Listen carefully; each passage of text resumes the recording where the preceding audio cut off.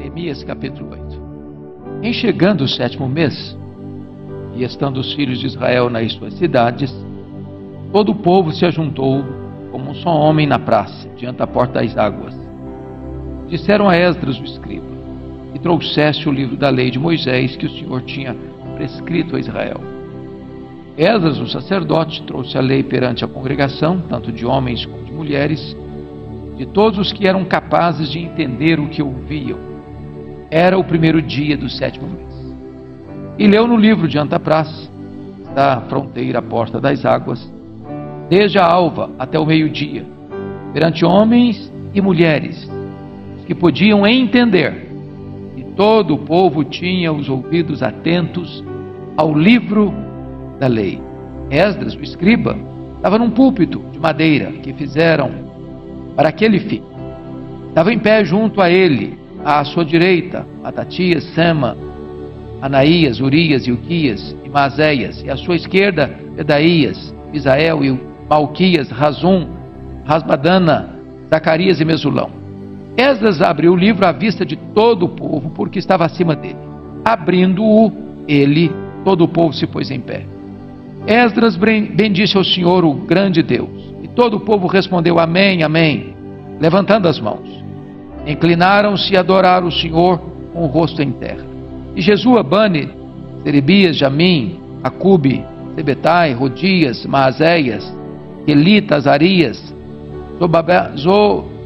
Josabade, Hanã, Pelaías e os levitas ensinavam o povo na lei, e o povo estava no seu lugar. Leram no livro, na lei de Deus, claramente dando explicações de maneira que entendesse o que se lia.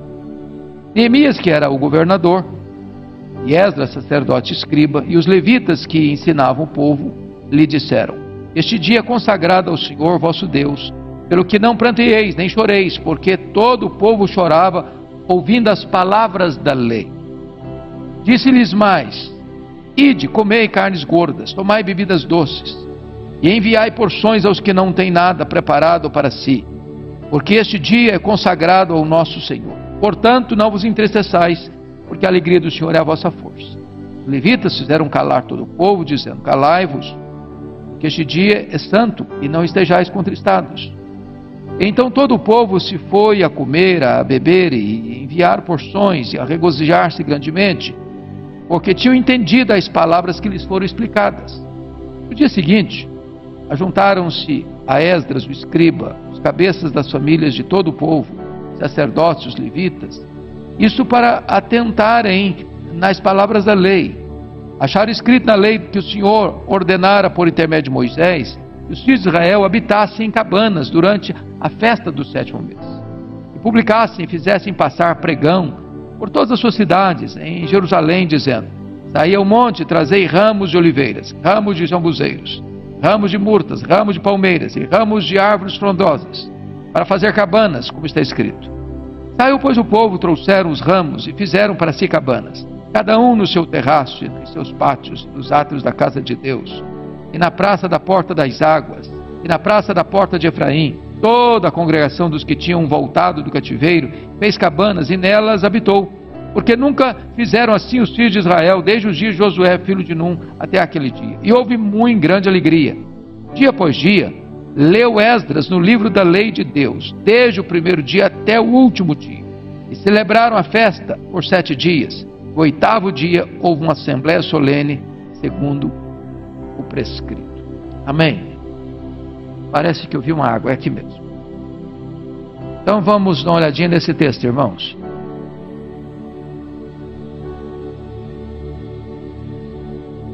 Eu queria pensar com vocês sobre o tema restauração promovida pela palavra de Deus. Até o capítulo 7 de Neemias, nós estudamos sobre o empenho de Neemias e do povo de Israel que retornou do cativeiro para a restauração física da cidade de Jerusalém, reconstrução dos muros, a povoação da cidade. A partir de agora, mormente nesse capítulo 8, nós vamos ver a restauração espiritual. A restauração física demorou 52 dias. A restauração espiritual demorou anos. É mais fácil você construir prédios que você edificar vidas. É mais fácil você construir um templo do que edificar espiritualmente um povo. E aqui eu queria que você notasse comigo a conexão estreita que há entre a palavra de Deus e o reavivamento espiritual. Não há despertamento espiritual sem o ensino e a obediência à palavra de Deus. A palavra de Deus é o grande instrumento que Deus usa para despertar o seu povo. E é exatamente isso que nós vamos ver aqui. É curioso, irmãos, que ainda hoje esse assunto é tão relevante. Porque não há como você pensar no despertamento da igreja, no amadurecimento da igreja, no reavivamento da igreja, sem a exposição, a pregação fiel da palavra de Deus. Eu cheguei, o sermão do Dorival já estava no fim, mas eu percebi que ele estava tratando do verdadeiro evangelho e do perigo do falso evangelho. E é muito possível que você veja igrejas grandes, auditórios enormes, templos espaçosos e multidões fluindo aos borbotões, mas não se vê ali o evangelho. E aí é uma procura pelo crescimento que não tem a ver com o verdadeiro crescimento. Isso não passa de uma numerolatria, uma idolatração dos números.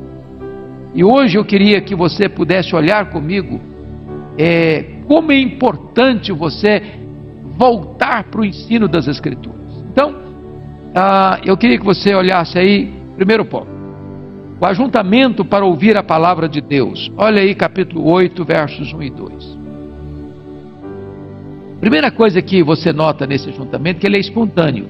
Em chegando o 7º mês, estando os filhos de Israel em suas cidades, todo o povo se ajuntou como um só homem na praça diante da porta. E dissera a Esdras, o escriba, que trouxesse a lei de Moisés, que o Senhor tinha prescrito a Israel. Você nota que é um ajuntamento espontâneo. Eles se reúnem, eles se agregam, eles vêm das cidades, eles vêm das suas vilas, eles vêm de todas as partes. Mas o que motiva essa gente toda a se reunir não é outra coisa senão a palavra de Deus. A motivação é ouvir a palavra de Deus. O pedido deles é para que a palavra de Deus seja lida, seja exposta, seja explicada.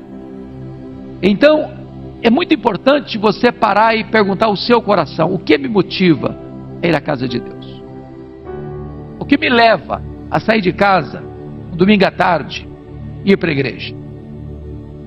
Por que eu saio de casa e venho para cá? É apenas um encontro? Qual a minha expectativa?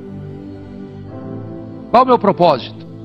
E você percebe que esse povo se reúne para ouvir a palavra de Deus. No versículo 2, você percebe que está aí mulheres, homens, e todos os que eram capazes de entender o que ouviam. É um ajuntamento coletivo.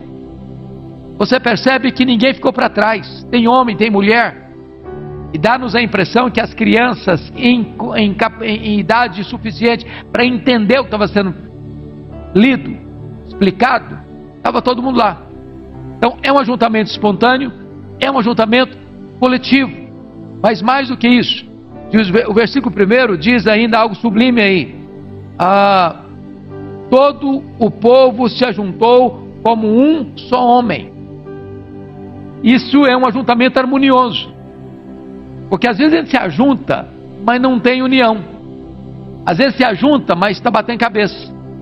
Às vezes se ajunta, mas não tem um só coração. Às vezes se ajunta, mas não tem uma só alma, mas não tem um só propósito, mas não tem um só objetivo. E aí você começa a perceber que esse ajuntamento é harmonioso, é coletivo e é harmonioso. Mas mais, é um ajuntamento proposital. Porque o texto revela para nós que eles estão reunidos ali com um pedido no verso 1, que trouxessem o livro da lei de Moisés. Eles não pediram para trazer novidades, eles não pediram para trazer ali filosofia, ou política, ou ciência, ou conhecimentos gerais, ou mesmo a história de Israel.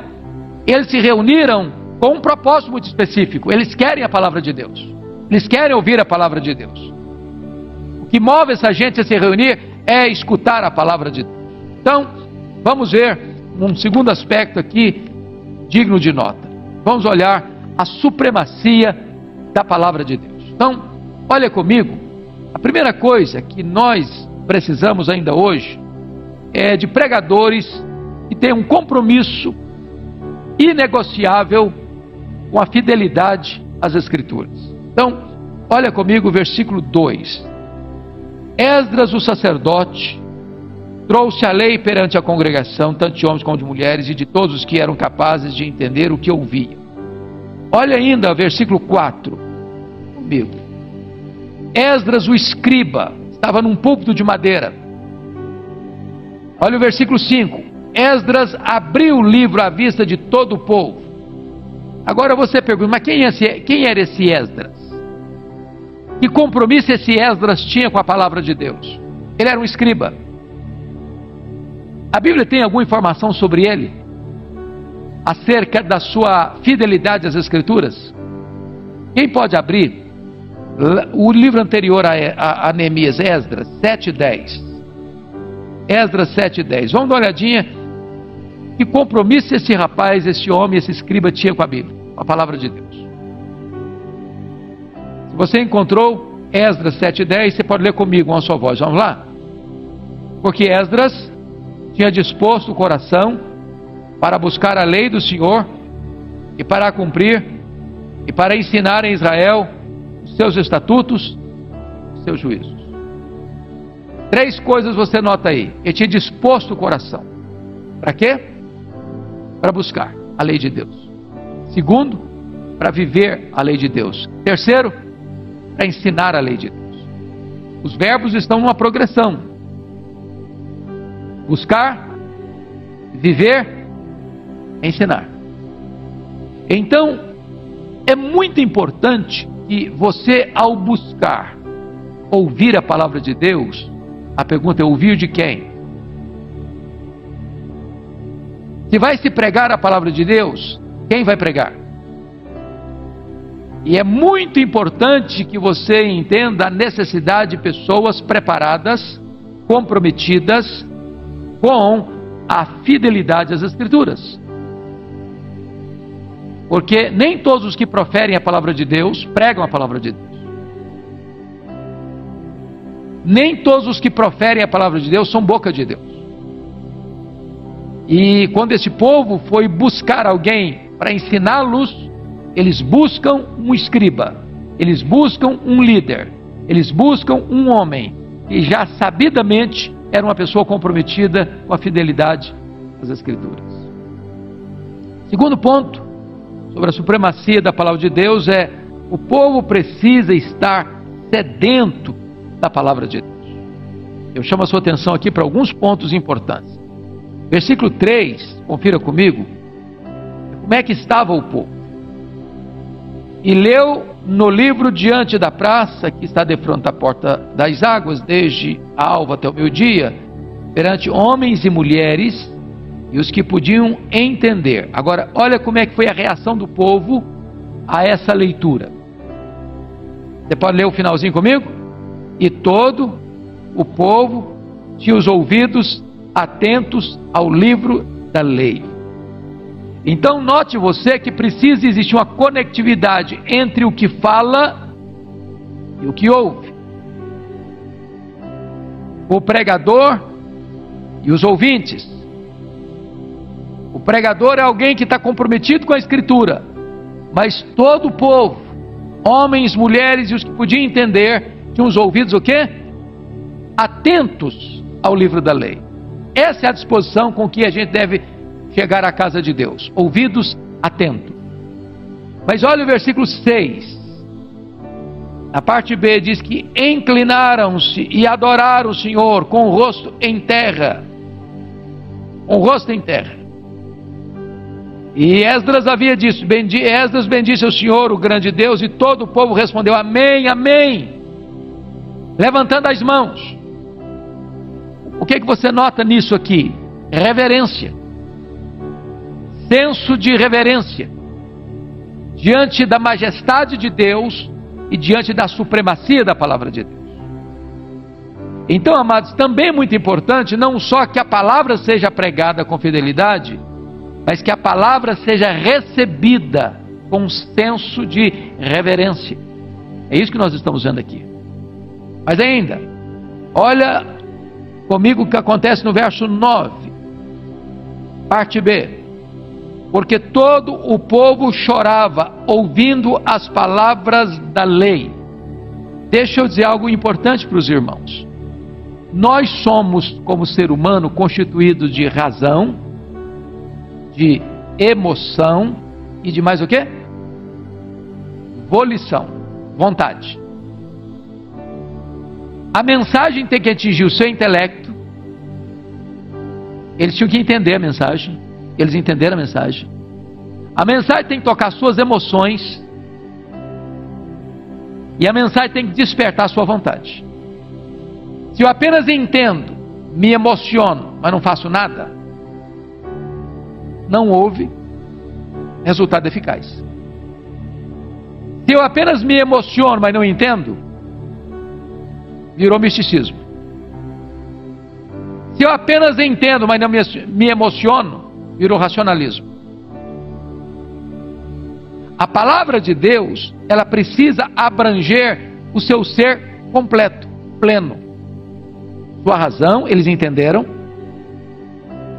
eles sentiram, eles choraram, e eles agiram. Eles colocaram em prática. Tanto é fato que nós vamos ver no final aí, que os líderes retornam e querem saber o que está acontecendo, e eles então promovem aquela festa com tanta beleza e intensidade, que desde Josué até aquele período, nunca tinha tido com tamanha intensidade aquela festa, com tamanha presteza aquela festa, prontidão para obedecer. Mas o que mais você pode notar nessa questão da reação à palavra de Deus? Olha o versículo 12 comigo. Então todo o povo se foi a comer, a beber, e a enviar porções, e a regozijar-se grandemente. Por quê? Porque tinha entendido as palavras que lhes foram explicadas. Então preste bem atenção nisso. A palavra de Deus tem que ser explicada. E quando a palavra de Deus é explicada e ela é entendida, ela produz o quê? Alegria. Alegria. Entendi a palavra de Deus. A palavra de Deus, ela produz tristeza, segundo Deus, para produzir arrependimento, choro. Mas no momento que você entende o que Deus é, quem Deus é, gracioso, misericordioso, perdoador, restaurador, também ao você entender a palavra de Deus, você tem alegria. Tem alegria. É curioso, é como as profetadas de hoje levam as pessoas à tristeza, à manipulação, à escravidão a gurus espirituais. E há poucos dias eu fui chamado para uma visita, onde uma pessoa disse assim para outra: olha, eu vi uma sombra escura na sua vida, alguém está fazendo uma macumba para você, para te destruir. Se a pessoa não tem uma boa base bíblica, o que você acha que a pessoa sente numa coisa dessa? Como é que ela vai sair dali? Feliz da vida? Vai ser maquiada, vai sair triste, vai ser ansiosa, vai sair com medo. A palavra de Deus não tem propósito de amedrontar as pessoas, de acuar as pessoas, transtornar emocionalmente as pessoas. A palavra de Deus, ela faz a ferida e ela fecha a ferida. Ela leva a pessoa a arrependimento e leva a pessoa a entender a graça. E o resultado final é o quê? É alegria. Por que alegria? Porque as pessoas compreenderam a palavra de Deus. Compreenderam a palavra de Deus. Mas Veja você que quando você entende a palavra de Deus, eles têm disposição de obedecer. Olha o versículo 17. Toda a congregação dos que tinham voltado do cativeiro fez cabanas e nelas habitou, porque nunca fizeram assim os filhos de Israel, desde os dias de Josué, filho de Num, até aquele dia, e houve muito grande alegria. Se você perceber, essa festa estava sendo esquecida, essa cerimônia estava sendo deixada de lado. E quando eles entenderam a palavra de Deus, não diz que alguns, que poucos, mas que todos os que voltaram do cativeiro tomaram a decisão de obedecer à instrução e a colocar em prática o que ouviram. Então essa deve ser a reação ao ensino da palavra: ouvidos atentos, reverência, choro, alegria e prontidão para obedecer. Como é que está o povo? Você nota que tem ouvidos atentos, tem mentes despertas, tem reverência e tem o que? Adoração. Essa é a disposição. Duas coisas: quem prega, prega com fidelidade; quem ouve, ouve com coração quebrantado em reverência. Isso produz reavivamento espiritual. Agora eu chamo a sua atenção para um outro ponto, que é a primazia da pregação da palavra de Deus. Dê uma olhadinha comigo.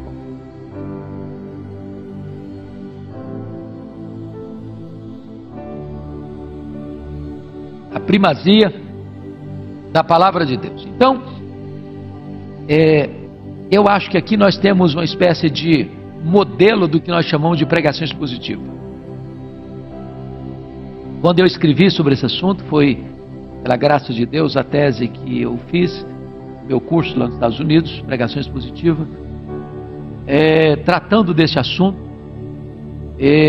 Eu entendi que você pode resumir pregação expositiva em 3 verbos. Se você guardar esses 3 verbos, você entendeu o que é pregação expositiva. E parece-nos que esses 3 verbos estão claramente expostos aqui nesse texto. Qual o primeiro verbo da pregação expositiva? É ler o texto. Irmãos, eu não sei quantos de vocês já pregaram, ou já deram uma aula de escola bíblica dominical, ou deram um estudo bíblico, ou certamente vocês já ouviram tantos pregadores. Prestem bem atenção nisso. A leitura do texto é a parte mais importante do sermão. Você já escutou aquele pregador que se levanta para ler o texto, ele atropela o texto? Ele lê atabalhoadamente o texto. Ele come palavras, engole sílabas, troca as palavras, lê o texto sem seguir a pontuação. Quando você escuta isso, qual a conclusão que você chega? Esse pregador nem conhece o texto, ele nem lê o texto, ele não tem familiaridade com o texto. Ele está passando a seguinte imagem: o que é importante aqui não é o texto, é o que eu vou falar depois. Em outras palavras, você pode ganhar os seus ouvintes ou perdê-los a partir da leitura. Então, esse é o primeiro ponto: ler o texto. Então vamos dar uma olhadinha aqui o que é que aconteceu. Versículo 2: Esdras, o sacerdote, trouxe a lei perante a congregação, tanto de homens como de mulheres, e de todos os que eram capazes de entender o que ouviam. Olha o versículo 3: e leu no livro diante da praça.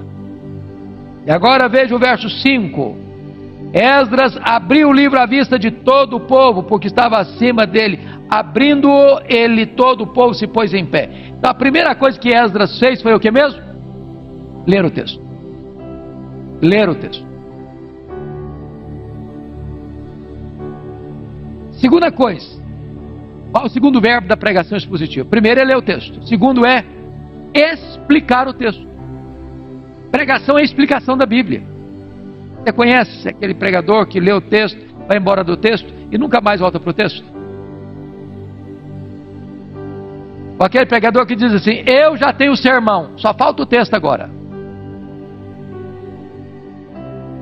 Sermão só é sermão se você se propõe a explicar o texto que você leu. Senão não é sermão. Nós chamamos isso, na língua mais técnica, de exegese. Todos vocês já escutaram essa palavra? Todo mundo, né? Exegese. A palavra exegese vem do prefixo grego ex. E ex significa ir no texto, sacar do texto o que está no texto. Então, eu como pregador, você como professor de Bíblia, você como um professor de escola dominical, você não vai para o texto para impor ao texto o que não está no texto. Você não leva para o texto os seus pressupostos. Você não força o texto a dizer o que ele não está dizendo. O pregador vai para o texto para extrair do texto o que está no texto. Isso é exegese. É cavar. É buscar. É ir lá nas profundezas e tirar os tesouros que estão lá. Nem sempre as pepitas de ouro estão na superfície, é preciso cavar. Agora, o contrário de exegese é outra palavra grega, eisegese. Eisegese tem como prefixo a preposição eis, no grego, que é pôr o que não está lá. É quando o pregador chega para o texto e impõe ao texto o que não está no texto. Ele já tem suas conclusões e quer que o texto fale o que ele acha que o texto deve falar. Então, o papel do pregador é explicar o texto. Vamos ver o que aconteceu? Olha aí versículo 7 comigo.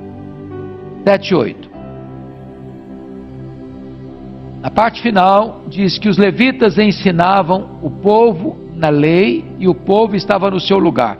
Leram no livro, na lei de Deus, claramente, dando o quê? Explicações, de maneira que entendessem o que se lia. Ou seja, ao ler o texto, você precisa explicar o texto. Para quê? Para que aqueles que ouvem a leitura e a explicação entendam. Entendam. Eu já vi pregador, e talvez você também, e acha que o chique é complicar as coisas fáceis. Aí a pessoa usa uma linguagem tão complicada e uns argumentos tão complicados que aquilo que é simples, ele complicou para passar a seguinte ideia para você. Você, pobre mortal, não consegue entender o que eu estou falando. Então precisa ser alguém muito especial para pregar isso aqui, porque a coisa é muito complicada. Não. O papel do pregador é pegar as coisas complexas e torná-las simples, acessíveis, fáceis. Esse é o mestre. Não é o que complica o simples. É o que explica com clareza o complexo. Até porque a palavra de Deus é simples e complexa ao mesmo tempo. Complexa o suficiente para o mais sábio dos homens não conseguir entendê-la por completo, por si mesmo. Simples o suficiente para que o analfabeto diga: entendi. Entendi. Até porque ela se discerne o quê? Espiritualmente. Mas qual é o outro verbo da pregação expositiva? O primeiro verbo é ler. Segundo verbo é explicar. Terceiro verbo é aplicar o texto. Se você leu, se você explicou, mas você não aplicou, você não pregou. Sermão é uma espécie de ponte entre o texto antigo e o ouvinte contemporâneo. Se você não fizer essa conexão entre a mensagem e o ouvinte, você não pregou. Porque a pergunta de quem está ouvindo é esta: e daí? O que é que eu faço com isso? Que tem a ver com a minha vida? É igual aquele camarada que expôs o texto de João 10, falou do pastor, falou da ovelha, falou dos lobos, falou das pastagens, falou das águas tranquilas, falou do mercenário, e terminou o sermão dele há 2000 anos lá nas pastagens de Belém. Quem estava ouvindo perguntou: mas e daí? O que tem isso a ver comigo hoje? Estou morando em São Paulo, cidade complicada, com trânsito complicado, a vida agitada.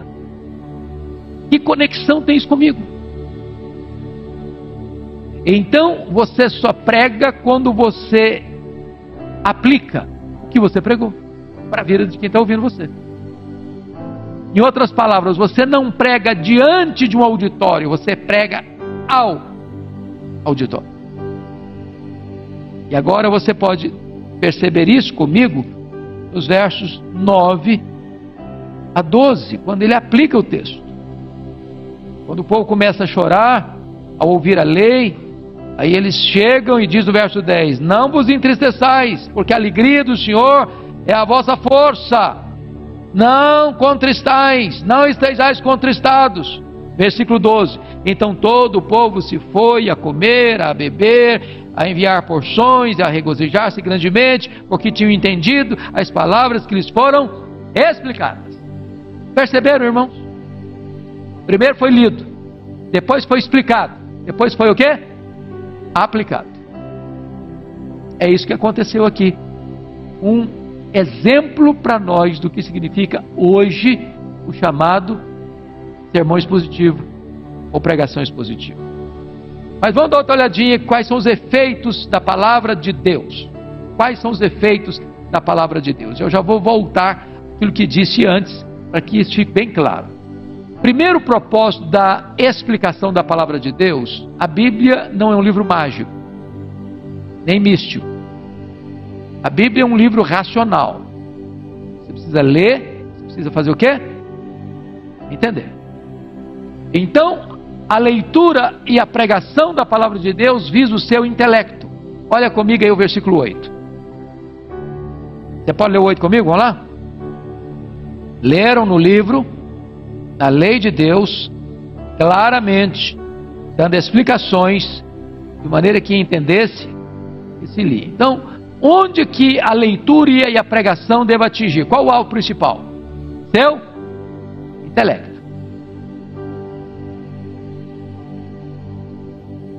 Não eu chegar e falar umas palavras com muita emoção, despertar as emoções, ou chegar e já começar a aplicar o texto sem explicar nada. Eu fui pregar certa feita numa igreja e achei muito curioso, porque a sensação que eu tive é que o propósito de quem estava conduzindo o povo era levar o povo a uma espécie quase de catarse emocional. E quando o povo estava assim no auge da emoção, Deus me passou a palavra. E eu percebi que quando eu abri a Bíblia para ler, o povo não estava comigo. O povo estava tão exultando numa emoção muito intensa, mas penso eu um pouco rasa, eles não estavam escutando nada. Eu comecei a pregar, aí eu falava algo que não tinha nada a ver. Glória a Deus. Não, mas não pode falar glória a Deus agora, porque eu estou falando uma coisa que não cabe glória a Deus. O pecado é maligníssimo, glória a Deus. Não pode falar glória a Deus. Não, você não entendeu o que eu estou falando. Não pode falar glória a Deus agora. Eu tive que parar, falei: calma, vocês não estão me ouvindo. Calma. Atentem para o que eu estou falando, vocês entenderem. Eu estou dirigindo o intelecto de vocês. Se vocês não compreenderem o que eu estou falando, vocês não vão tirar proveito do que eu estou falando. É preciso entender. É dirigida a sua mente, seu raciocínio. Deus te deu uma mente, Deus te deu uma lógica, Deus te deu uma razão, Deus te deu uma compreensão. E a palavra de Deus é dirigida ao seu entendimento. Você precisa entender isso. Segunda área que a palavra de Deus precisa afetar são as nossas emoções. Olha o versículo 9. Porque todo o povo chorava ouvindo as palavras da lei. Porque quando você ouve a explicação da palavra de Deus, a lei de Deus lê você, desnuda você, desmascara você, revela quem é você, faz um diagnóstico de você e deixa você exposto. Então, quando eu entendo a palavra de Deus, eu começo a entender quão pecador eu sou, quão miserável eu sou, quão indigno eu sou, quão passível de juízo eu sou. Isso me leva ao quê? Ao quebrantamento, ao choro. Mas qual a diferença, irmãos, entre tristeza segundo Deus e tristeza do mundo? Conforme Paulo colocou na sua segunda carta aos Coríntios.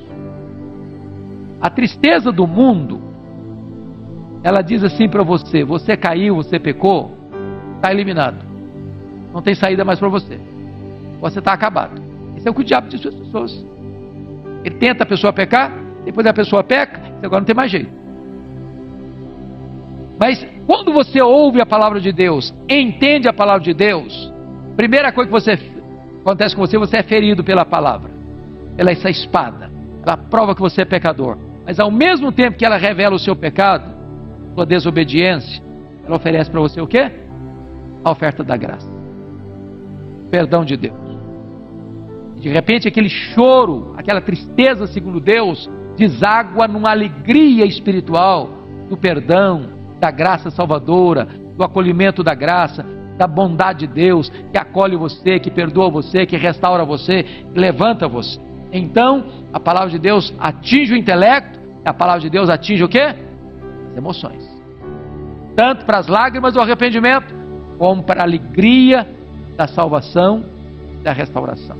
Mas, a terceira área que atinge é a vontade. Qual é a vontade? Veja comigo o verso 12. Vamos ler o 12? Tem duas coisas que merecem destaque aí. Leia comigo o 12. Então, todo o povo foi a comer, a beber, a enviar porções, a regozijar-se grandemente, porque tinham entendido as palavras que lhes foram o quê? Primeira coisa que você nota com respeito à vontade, e aqui tem um ponto que vale a pena destacar. Eu entendo, eu sinto, eu faço. Percebem a progressão lógica? Eu entendo, eu sinto, eu obedeço. E quando eles obedecem, o que eles fazem? Primeiro, obediência a Deus. Então o povo se foi a comer, a beber. Qual foi a orientação que receberam? Não vos entristeçais. Hoje não é dia de tristeza, hoje é dia de alegria. A alegria do Senhor é a vossa força. Então eles vão e obedecem. Mas quando a palavra de Deus me leva à obediência, ela me leva também à generosidade, à solidariedade. Porque diz o texto que eles não apenas foram a comer e a beber, mas foram também a enviar porções. Olha que coisa bonita. Quando você obedece à palavra de Deus, quando você entende, sente e obedece à palavra de Deus, a palavra de Deus te move não só em direção a Deus, mas te move em direção ao próximo. Ao próximo. Porque vida espiritual não é apenas uma questão de verticalidade, mas também de horizontalidade. Eu não posso apenas ir comer, beber e me alegrar, se aqui do meu lado, o meu vizinho não tem o que comer, não tem o que beber. E a ele foi dada a ordem também para se alegrar. Vocês perceberam isso? Então, o culto que agrada a Deus é o culto que não apenas é endereçado para cima, mas também é o culto que se reverbera para os lados. Um gesto de bondade, generosidade, compaixão e solidariedade. Pois bem, vamos avançar um pouco mais agora e vamos entender a observância da palavra de Deus conforme os versos 13 a 18. Olha aí que a liderança toma a iniciativa de observar a palavra de Deus. Olha o versículo 13 comigo. No dia seguinte, ajuntaram-se a Esdras, o escriba, os cabeças das famílias de todo o povo, os sacerdotes e os levitas, e isto para atentarem nas palavras da lei. Olha que coisa interessante. Quem é que vai a Esdras? Quem é que vai a Esdras no dia seguinte? Os cabeças das famílias de todo o povo. As famílias tinham líderes. Eles representavam suas famílias. Os sacerdotes e também os levitas. E eles foram a eles para quê? Para atentarem nas palavras da lei. Notem vocês que eles querem mais. Tinha tido um ajuntamento no dia anterior. Mulheres, homens, todos que podiam entender. Houve um efeito glorioso. Eles entenderam. Eles choraram. Eles se alegraram. Eles obedeceram. Acabou o culto. Todo mundo foi para casa. Eu chamo isso, irmãos, de o princípio do avivamento. É quando você tem um culto maravilhoso. Você viu a presença de Deus. A coisa foi gloriosa. Aí termina o culto, cada um vai para casa. Aí no outro dia não tem sequência. Aí volta para a rotina. Cada um vai fazer o que tem que fazer. Cada um volta para os seus trabalhos, para as suas atividades, para os seus negócios, para as suas leads. Aquilo que aconteceu foi um evento. Alguém já disse que evento é vento. Agora. Mas eles voltam. Eles voltam no outro dia. A liderança volta. Diz o seguinte: olha, nós queremos mais. Nós precisamos dar continuidade ao que aconteceu aqui ontem. Nós não podemos permitir que isso aqui pare.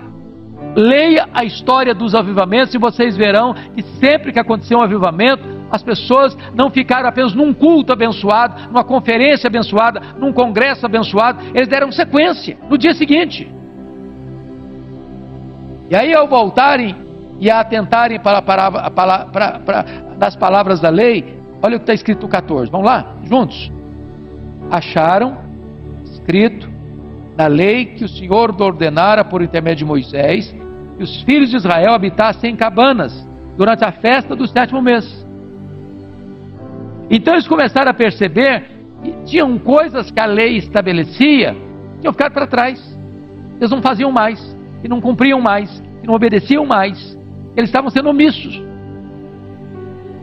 E aí, quando a liderança volta e recebe essa instrução e entendem que isso era preceito divino, o que está escrito no verso 15: que publicasse e fizesse passar pregão por todas as suas cidades e em Jerusalém, dizendo: sai para o monte, sai pegando os ramos, vamos fazer essas cabanas, vamos fazer essas tendas, vamos observar essa festa, é preceito de Deus. Nós chamamos isso da liderança tomando o quê? Iniciativa.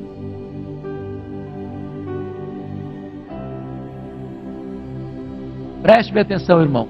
A gente vai para um culto, aquele culto foi muito marcante. Foi uma benção. O povo entendeu, o povo chorou, o povo se alegrou, o povo saiu, o povo fez, aconteceu, acabou. E agora? Aí parece que volta tudo de novo. Aí quase que a gente precisa voltar no outro domingo para tomar uma B12 na veia para viver mais uma semana. Aí toma aquela B12 na veia, aí uma semana, quando chega a semana o tanque já está na reserva de novo. Aí volta outra vez. Percebem que houve uma disposição da liderança, é o seguinte: olha, nós não podemos deixar parado só nisso, queremos mais. Agora, tudo que a lei de Deus estiver falando para a gente fazer, nós vamos querer fazer. E houve aqui, de certa forma, uma espécie de reavivamento espiritual. Se você notar, a partir do verso 16, os liderados obedecem à orientação da palavra de Deus. Olha o 16: saiu, pois, o povo, trouxeram os ramos. Olha o verso 17: toda a congregação dos que tinham voltado do cativeiro fez cabanas e nelas habitou. E essa festa foi tão marcante que desde Josué não tinha uma celebração com tamanha fidelidade como esta.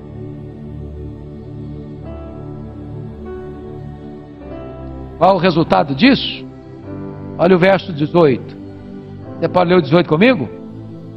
Dia após dia, leu Esdras no livro da lei de Deus, desde o primeiro dia até o último dia, durante toda a festa de 7 dias. Esdras leu a lei. Então, eu chamo a sua atenção para o fato de que, quando a palavra de Deus é entendida, e ela toca o coração, e ela desperta a vontade, e o povo segue a sua liderança comprometida, e o povo obedece, o resultado, irmãos amados, é uma grande alegria. Versículo 17, a parte B, diz que: e houve muito grande alegria. Muito grande alegria. Então, eu quero só concluir dizendo para vocês o seguinte: uma das grandes dádivas que Deus nos deu é o privilégio de nos reunir semana após semana, até várias vezes, para estudar a palavra de Deus. Agora, uma coisa que nós temos que ter cuidado é para que escutar a palavra de Deus não vire rotina na nossa vida. O que eu quero dizer por rotina? Rotina é aquilo que você faz no piloto automático. Você faz por hábito. Você faz, você está acostumado a fazer. Mas aquilo não mexe mais com você. Aquilo não toca mais em você. Aí você vem para a igreja porque está na hora de vir. Qual é a sua expectativa? O que você quer? Qual a sua disposição? Qual o grau de comprometimento que você tem de entender e de obedecer? Qual a disposição que você tem de sair daqui? Eu quero mais. Eu preciso de mais. Tudo que Deus tem eu quero. Eu preciso.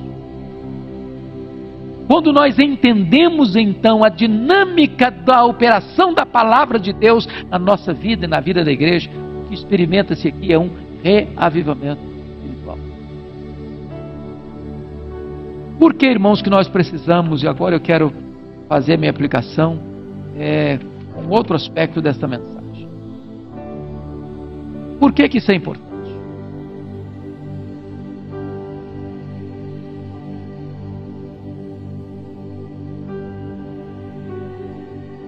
A igreja evangélica brasileira enfrenta 4 problemas gravíssimos. Por falta do que ocorreu aqui nessa passagem. Comprometimento com a palavra de Deus. Qual o primeiro problema que a igreja evangélica brasileira enfrenta? É o chamado liberalismo teológico.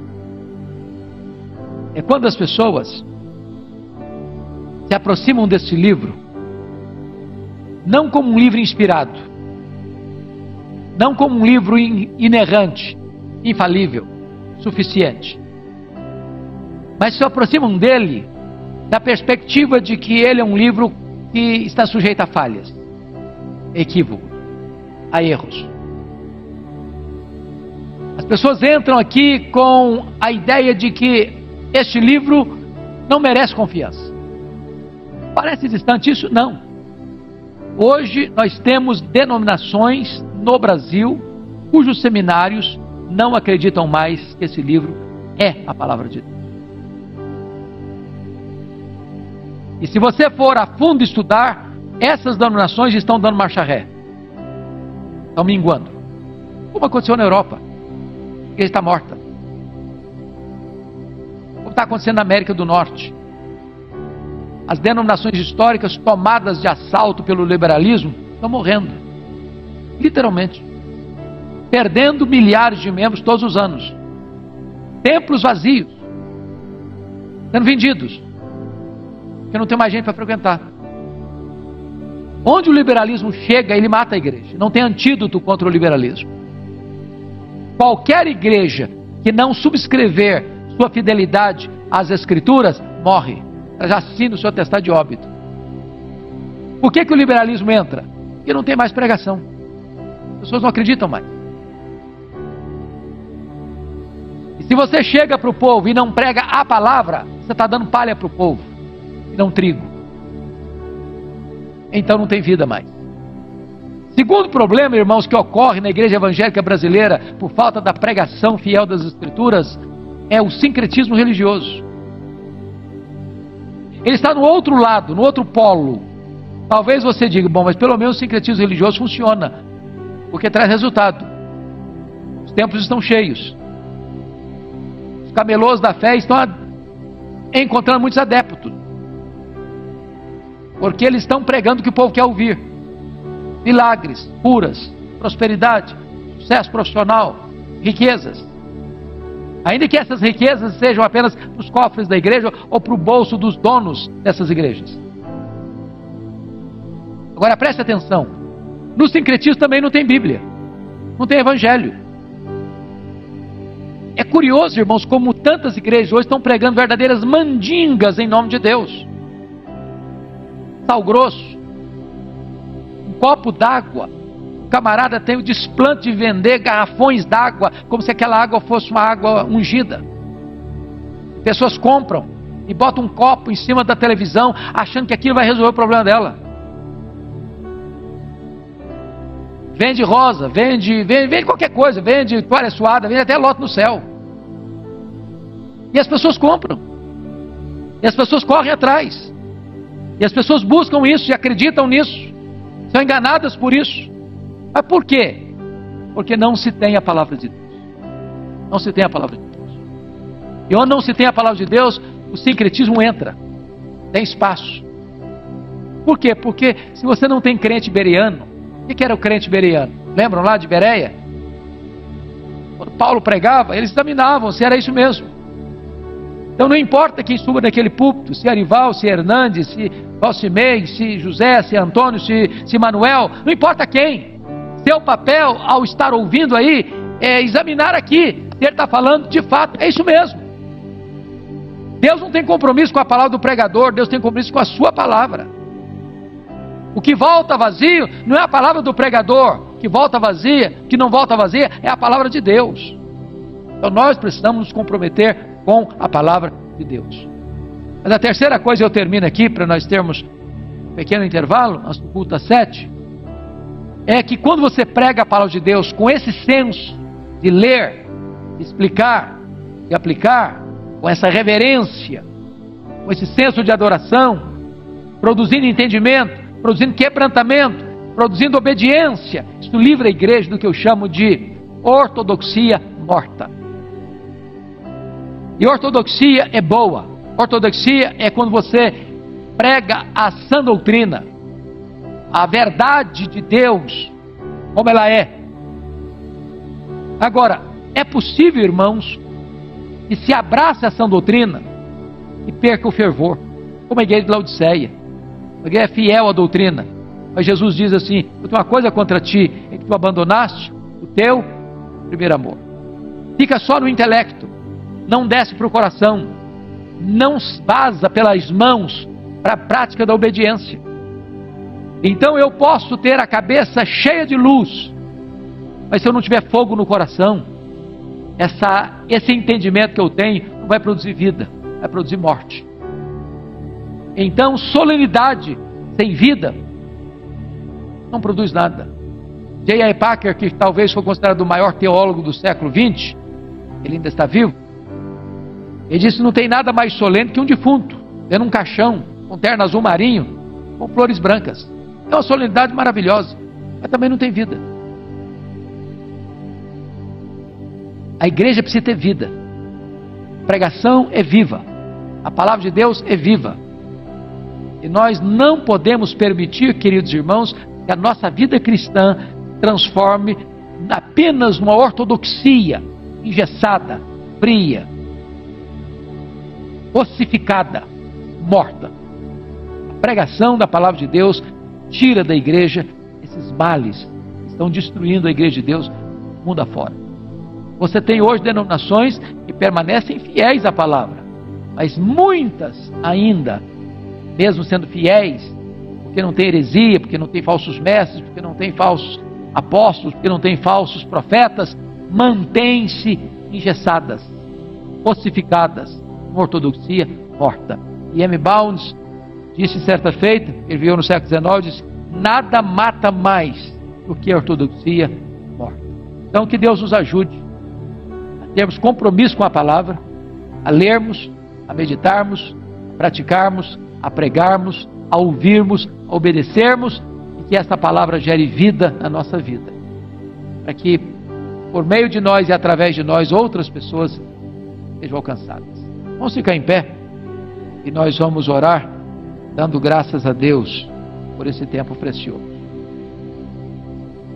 Receba, Deus, a nossa profunda gratidão, porque nesta tarde nós pudemos mais uma vez abrir a Tua palavra, examinar a Tua palavra, compreender a Tua palavra, aplicar esta palavra ao nosso coração, e agora nós te pedimos que Tu nos ajudes a obedecer a Tua palavra e a permanecer na Tua palavra. Que Tu abençoes os Teus filhos e as Tuas filhas, para que tenham prazer e deleite, ouvidos atentos, com o coração apercebido, com a alma inflamada e com a pronta disposição de pôr em prática tudo aquilo que aprendemos das Escrituras.